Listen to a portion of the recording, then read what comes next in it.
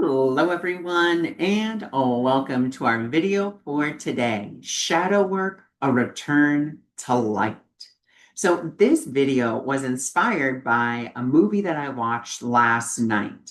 And the movie title may surprise you about how I came to this through the movie. Well, the movie was K-pop Demon Hunters, and it's an anime movie on Netflix. Now, besides the wonderful music, the action, the whimsy, and all of that, it actually had three very powerful messages. And these powerful messages, to me, coincide with the astrological energies that we're currently in, with the outer planets going into retrograde. And remember, retrogrades are not bad things, they are opportunities that the universe gives us to kind of look within and reappraise, to redo, to reanalyze, to just look back over and say, where is it that I want to maybe shift? Where is it that maybe there needs to be a change? And that's all it is. It's not a punishment. It's not the universe telling you to work harder. And it's not the universe trying to say, oh, you've been bad. It's the universe saying, hey, this is your opportunity to just take a look underneath the hood and see what's going on. And so this movie really hit home three beautiful themes. Now, the first theme that this movie brought up is the concept that it is not our creator who sends us to quote unquote hell. It is our own minds that put us in hell, because hell is not a place of eternal punishment. Look at different NDEs. People may go there and then, they call out for help and, then they are helped. But hell in and of itself is a place that we put ourselves when we decide to turn away from love. And we choose to focus on fear. We choose to focus on resentment. We choose to focus on unworthiness. We choose to focus on judgment. That is when we put ourselves in hell. And we can be in hell even when we are still living. And that's the first thing. Hell is of our own making. No one makes us go there. Our creator is nothing but love. So why would a being that is nothing but love make itself or an aspect of itself or something that it created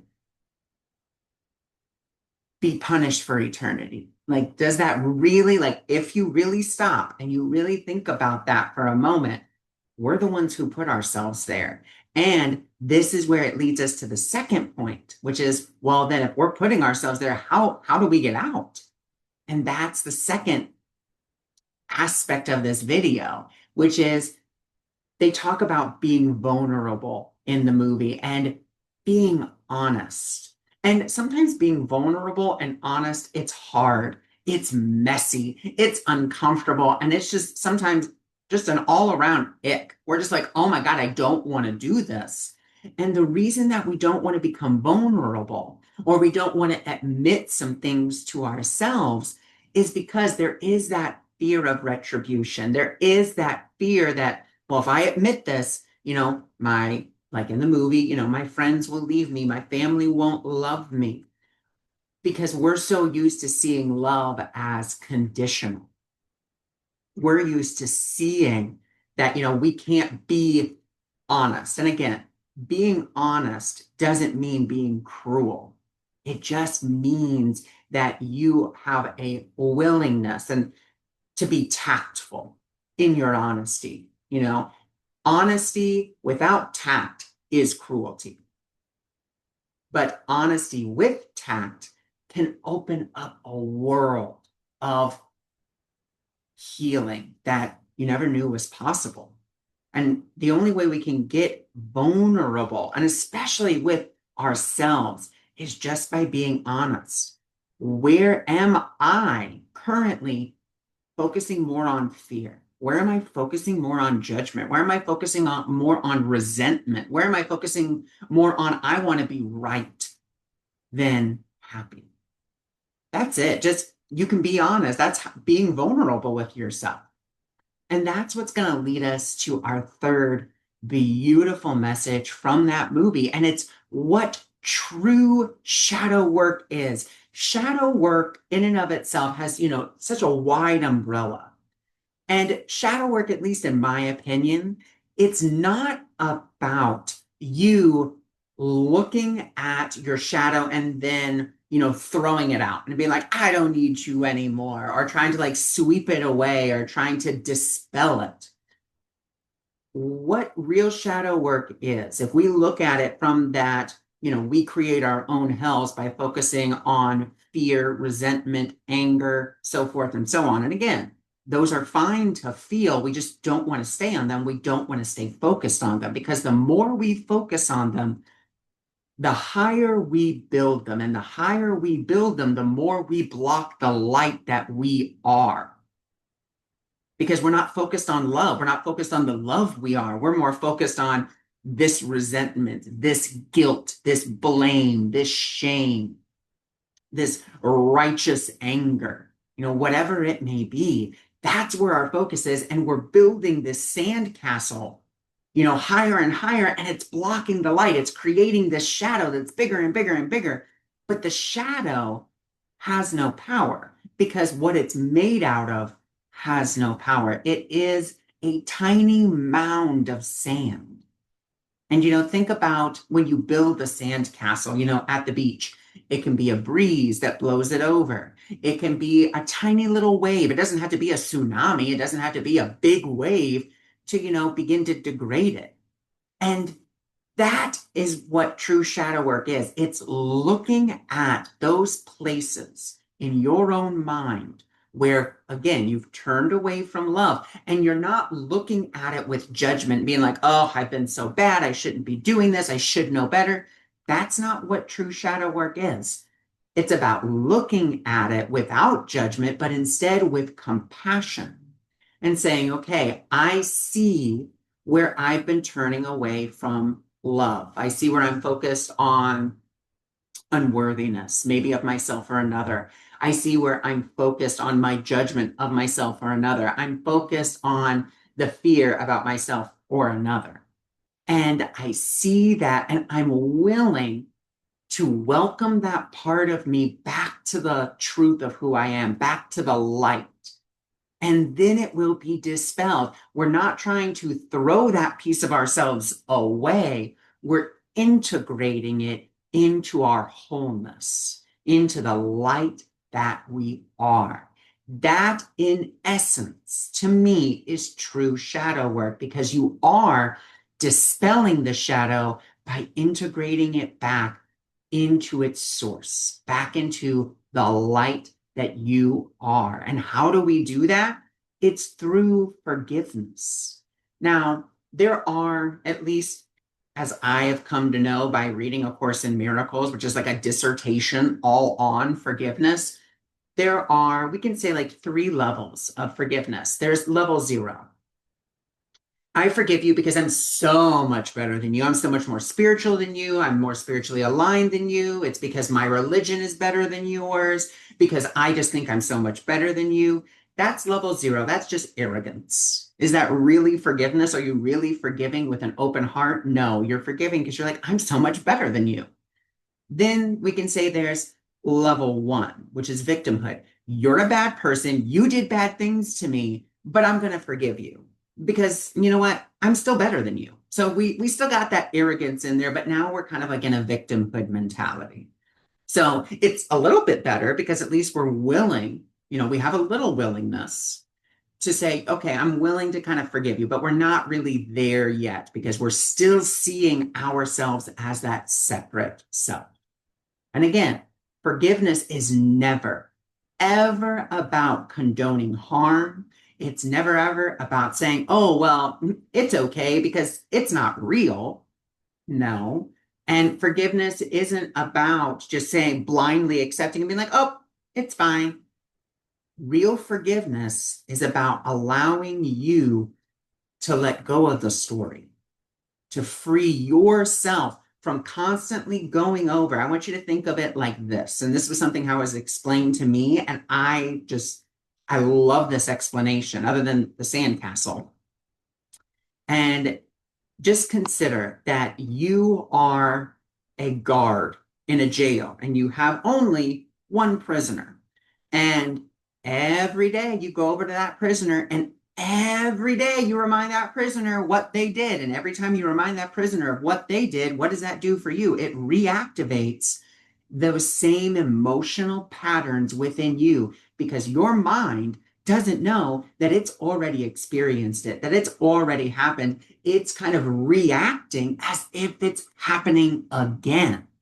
And so this is where forgiveness really comes in, because it's freeing us from that story, because you're freeing that prisoner and therefore freeing yourself, because you're the jailer, but you're also in prison, because you got to go over there and you got to remind that person daily, monthly, yearly what they did to you and how terrible they are. And something a beautiful friend of mine says to me when I get in my own way, and how's that working out for you? How is that keeping that resentment going, that judgment going? Are you happier? Are you more joyful? Are you more free? Do you feel like you are just on cloud nine? Or are you still over there telling them what a terrible person they are? And is it making you any happier? Or is it only making you more upset? So then let's go into level 2 of forgiveness, which is compassion. Okay. Or we could say empathetic. Yeah. Empathetic forgiveness, which is like, okay, you know what? I see you were in a bad place. I was in a bad place. And you know what? I'm willing to let this go because I want to move on with my life. So we're definitely getting closer to like real, well, what the Course in Miracles calls true forgiveness, but we're not quite there yet. And I think that's where a lot of us are, is we're like, okay, I see that you were in a bad place. I see that I was in a bad place. But you know what? I'm willing to let this go so that we can still move on with our lives. But we're still, in essence, saying, you're still wrong. Like, but I'm willing to let it go. And there's nothing wrong with being at level 2 of forgiveness. Level 3 of forgiveness is not something that we just, snap right into, because level 3 of forgiveness is, I forgive you because in truth, you have done nothing wrong. And that right there, that's true forgiveness. And not a lot of us are there yet. I have only experienced in my life, since reading A Course in Miracles, I have only experienced that once. Was it the most beautiful thing that has ever happened? I believe so. I believe it was one of the most beautiful experiences I've ever had.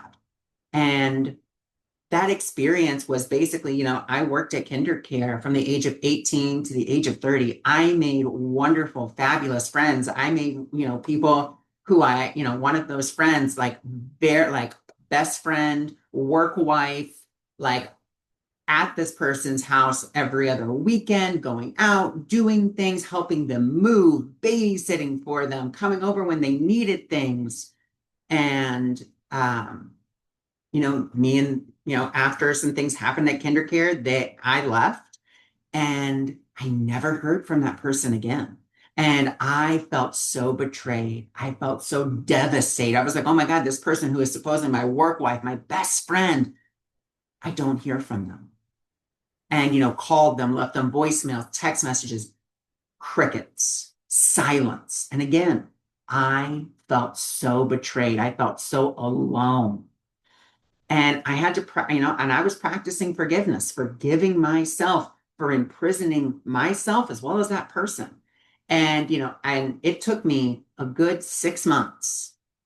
And within that 6 months, I forgave this person. I then saw them at the store, and I went up to them and I acted like, I bumped them on the shoulder, because that's what we used to do. And you'd be like, oh, excuse me, type of thing. And, this person turned and was like, oh my God. And, we saw each other, and she was like, oh, how are you? And I was like, oh, I'm doing well. How are you? And, they kind of explained to me that some stuff had happened in their life as well, and how they apologized for not reaching out, so forth and so on.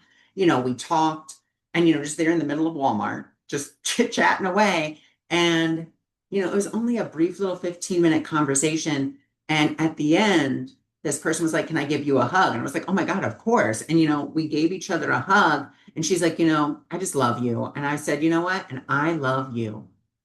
And in that moment, it was nothing but love.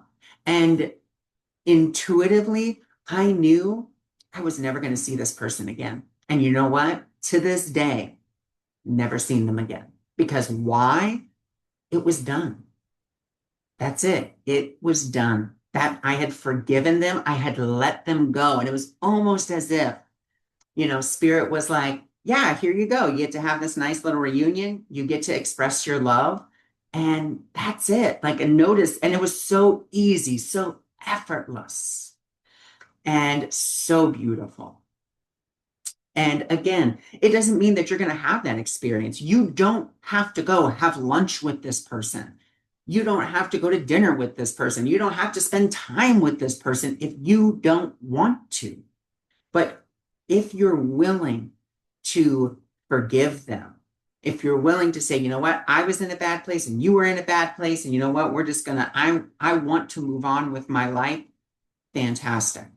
If you want to go that one step deeper, fantastic. It's all up to your little willingness. Spirit isn't asking you to be perfect at it. Spirit isn't asking you to climb mountains. Spirit says, I just need your little willingness to say, you know what? I'm willing to forgive them. I'm willing to release myself. I'm willing to see this differently. I don't know how to see it differently. I don't even know how to forgive right now, but I'm willing. And that is all Spirit needs to help you to, again, return to that light. It's just that little wave that starts to degrade, that little sandcastle. It's just, you as that guard holding that key in your hand and just slightly putting it in to, the keyhole to unlock that prisoner. Just even the mere thought of it and being like, oh, I have those keys. That's right. That's all Spirit needs. It doesn't ask a lot. It asks very little of you. And so that's, again, to me, if we look at the K-pop Demon Hunter 3 things that at least I took from that video, and I would definitely ask all of you to go watch it as well. Not because it's fun, it's whimsical, but to see how Spirit may speak to you through that movie. Maybe there's something in there that's going to help you. If that's not your cup of tea, that's totally fine. But just something to think about. Remember, Spirit can speak to us in a variety of different ways. Music, movies, overheard conversations. Like Spirit is always speaking to us. The question isn't, is Spirit speaking? It's, am I listening? Am I listening to Spirit as it speaks to me?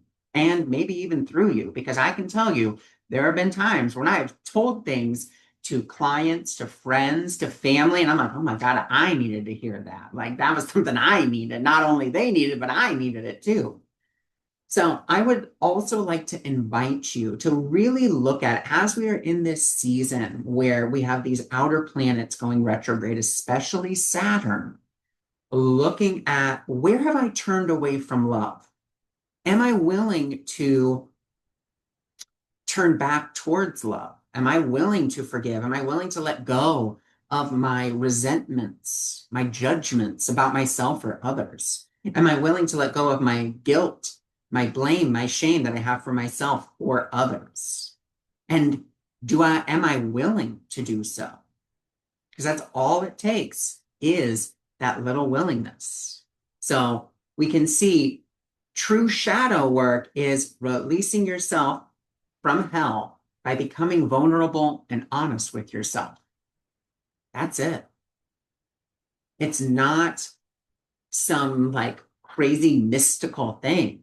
It's just getting honest and being like, wow, I'm really unhappy. Okay, great. I've just noticed I'm in hell because I'm really unhappy, because I'm more focused on my fear, my judgment, my resentment, my guilt, my blame, and my shame than I am on love. And I think I would like to turn back towards love. Well, what are some of the things, or who are some of the people that I'm saying are blocking me from that? And would I be willing to see them differently? Would I be willing to see them differently? Would I be willing to see myself differently? Would I be willing to let those little sand castles of guilt, blame, shame, resentment, and judgment start to degrade even just a little bit? Like just with a tiny little breeze, tiny little wave. And then, as that wave comes in, as that breeze gets a little bit stronger, that sandcastle's gone, and all that's left is the radiant light. The radiant light that you are, because remember, you were created in the image and likeness of your creator. That means you are light, you are love, and you are truth. That is what you are. You are love and love. And again, the divine creator is so loving that it gives us the ability to choose what we want to focus on. Do we want to focus on love, or do we want to focus on fear? Do we want to focus on the light, or do we want to focus on the shadow? And spirit, our creator always says, whatever you choose, I will honor because I love you. But know that I'm always here, always waiting. Consider it like the angel and the devil on your shoulder. The angel being, source, light, and the devil just being our own ego. Being like, no, you got to stay angry. You got to stay mad because it keeps you powerful. How's that working out for you? Really be honest with yourself. How is that? How is holding on to resentment working out for you? How is holding on to judgment about yourself or others? How's that working out for you? So those are my invitations. I thank you for joining me. I thank you for being here. If you're curious about learning more about me, then you can go to my website, awakeningmiracles.org. You can also visit me on Facebook on my Simply Intuitive page. And I send you all my love. Bye for now.